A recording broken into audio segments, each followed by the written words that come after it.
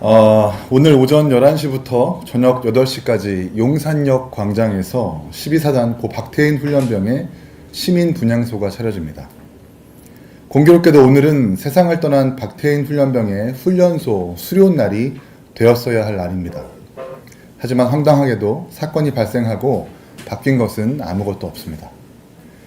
고문에 가까운 얼차려를 시킨 강유진 중대장은 휴가를 받아 귀가했지만 유가족들은 내 아들이 왜 죽어야 했는지 영문도 모른 채 빈소와 병원, 경찰서를 오가야 했습니다. 어제서야 겨우 해당 중대장과 부중대장에 대해서 구속영장이 청구됐다는 기사를 확인할 수 있었습니다. 그 사이 우리가 목격해야 했던 것은 온라인 일각에서의 참담한 모욕과 그에 대해 기어들어가는 목소리로 자제를 호소하는 군 당국의 무기력하고 달콤하기 그지없는 모습입니다. 이러고서 어떻게 청년 남성들에게 청춘의 시간을 헌신해달라고 요구할 수 있겠습니까? 최소한 존중하는 척이라도 해줘야 국가가 시행하는 제도적 차별을 감내할 텐데 그마저도 없습니다. 헌신은 조롱이 되어 돌아오고 문제의 해결마저 회피와 지연과 꼬리 자르기로 일관하면서 어떻게 강한 군대를 유지할 수 있을지 비참한 마음으로 묻지 않을 수 없습니다. 이럴 거면 징병제도 자체를 유지할 최소한의 동력도 유지할 수 없습니다. 비통한 마음으로 촉구합니다. 이 시대 청년 남성들에게 병역의 의무를 요구할 최소한의 자격을 위해서라도 이번 박태인 훈련병 문제 전향적인 자세로 나서기를 강력하게 촉구하는 바입니다. 여의도는 원구성도 못하고 지루한 줄다리기를 계속하고 있지만 저희 개혁신당이라도 이런 저라도 이 문제 끝까지 지켜보겠습니다. 이상입니다. 이름만 더불어고 무늬만 민주인 더불어민주당의 우리식 민주주의가 점입 가경입니다.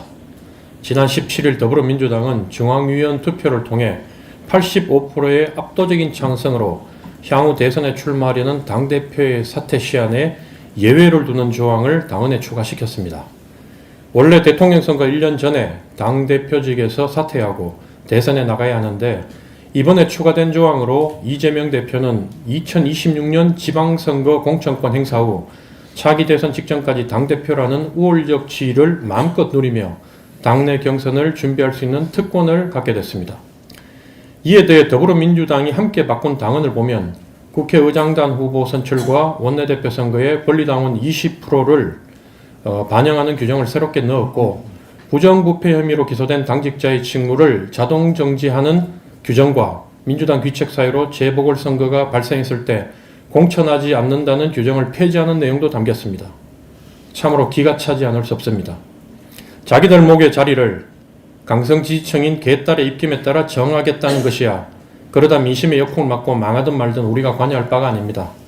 하지만 뇌물받고 파렴치한 짓 에서 기소된 당직자도 재판이 끝날 때까지 직무를 정지하지 않겠다는 규정과 민주당의 잘못으로 수억 수십억 국민 세금을 낭비해야 되는 재보궐선거를 치르게 돼도 다시 후보를 공천하겠다고 하는 뻔뻔함과 파렴치함에는 할 말을 잊게 됩니다.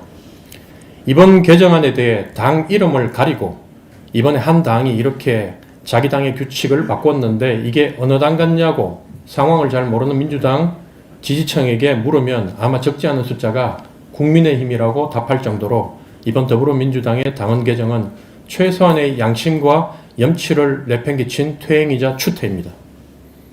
과거 더불어민주당은 보수정당과 자신을 구분하기 위해 적어도 더불어라는 말과 민주라는 말을 흉내라도 내는 정당이었지만 이젠 그 최소한의 경계마저 무너진 느낌입니다. 이재명이 집권하면 윤석열 시즌2 어쩌면 윤석열 통치보다 더할 것이라는 공포심이 들 만큼 총선 압승 후 보여주고 있는 저 사람들의 독선과 오만은 극한으로 치닫는 모습입니다. 이미 이재명 대표와 더불어민주당이 나라를 통째로 접수한 모양새입니다. 하지만 동시에 문재인 대통령의 지지율이 임기 막판까지 40% 선을 유지했고 총선과 지방선거에서 모두 압승하며 20년, 30년 민주당 집권을 노렸지만 전국에는 평생 검사만 했던 정치초짜 윤석열이라는 의외 인물의 한방에 무너졌던 전철을 다시 밟아가고 있다는 느낌입니다. 이재명 당대표의 연임을 위해 강행한 이번 당헌 개정을 중도 무당층에서 반대의 비율이 훨씬 더 높게 나오고 대구 경북을 제외하면 대전, 세종, 충청에서의 반대가 부산, 울산, 경남보다 훨씬 높다는 게 뭘 의미하겠습니까?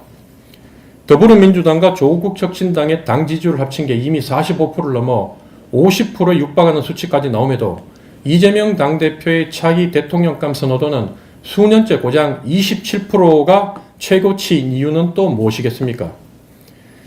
윤 대통령이 직무수행 평가 결과 잘하고 있다는 게 25%, 잘못하고 있다는 게 69%가 나온 한 통계에서 형사재판 중 대통령이 당선되면 계속 재판해야 한다가 73%, 중단해야 한다가 21%가 나왔고, 민주당 상임위원장 단독 선출은 좋게 본다가 37%, 좋게 보지 않는다가 49%였다는 것은 이번 총선 결과와 상관없이 아직도 다음 대선의 예측은 오리무중이라는 것을 암시합니다.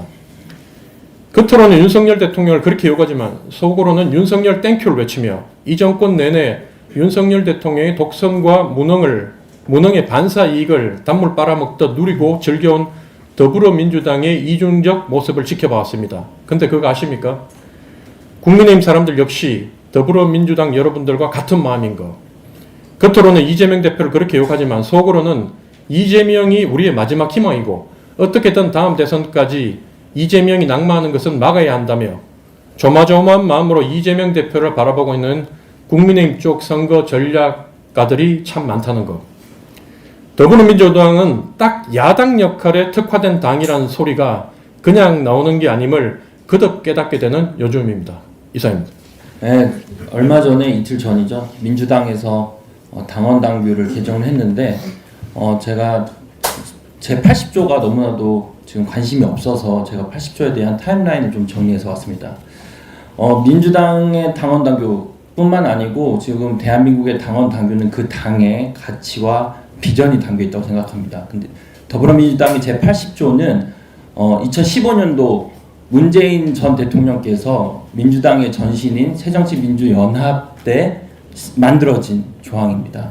80조는 부정부패 연루자에게 직무를 기소와 동시에 정지하는 게 항목인데 2022년도 기억하실지 모르겠지만 2022년도는 민주당의 전당대회에서 이재명 현재 당대표가 출마했던 해이기도 합니다. 그때 당원 80조 1항을 수정하겠다고 개정하겠다고 해서 논란이 있었습니다.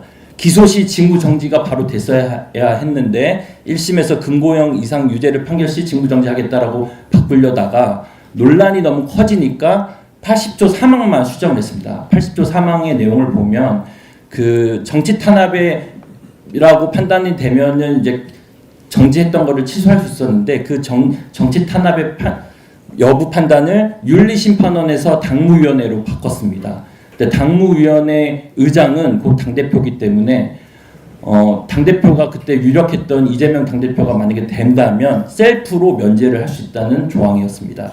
2023년도가 됐습니다. 이재명 당대표가 이제 당대표가 됐는데 민주당 정치혁신이 그 당시 장경태 혁신이었는데 당원 80조를 삭제하겠다고 논란이 일었고 또 논란이 커지자 당 수석 대변인께서 당원 80조 개정 논의나 검토 계획은 없다고 공식적으로 발표했습니다.